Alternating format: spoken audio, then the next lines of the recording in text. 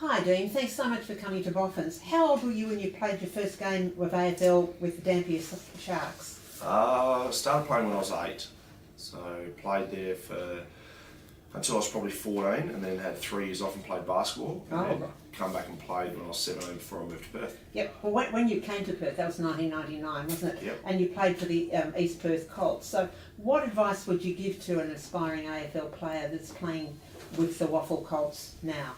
I think basically just work on a lot of the footy fundamental stuff. So obviously a lot of the skills that are involved in footy, the more grade you step up, the less time and space you have. So if you can master those fundamentals, ground balls, obviously a lot of the contested stuff, then you just put yourself in good stead for the future. Yeah, and keep your fitness up. Keep your fitness up, yes, I know. I found that out the hard way. I think my grandsons are too. I'll never forget, I watched the 2006 Grand Final in Sydney where I lived then, and just with one other person that was barracking for the Eagles, and it was an amazing time because Sydney followers are very... if the team's going well, they're all following it. If they're not, they ignore it. And they're an interesting bunch of people.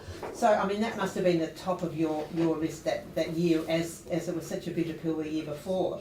So, apart from the grand final and your first and last games, what's a game that stays in your mind as being something that you'll never forget?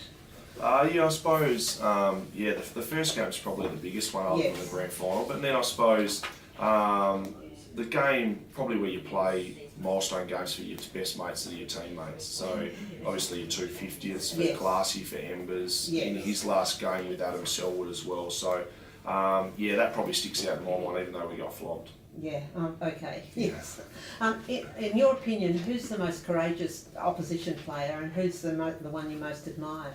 I suppose the most courageous. I've been fortunate enough to play with a few that sort of Jonathan Brown was, Joel Selwood is now, Luke Hodge sets an example there. So we've had some great courageous players over my career, but and I suppose the person I probably admire the most is Matthew Prittis or Rowan Jones.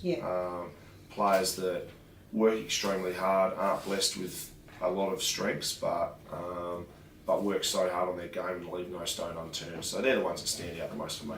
Oh look, Dean, thanks so much for coming to Boffins this morning. Best of luck with your future in coaching and mentoring.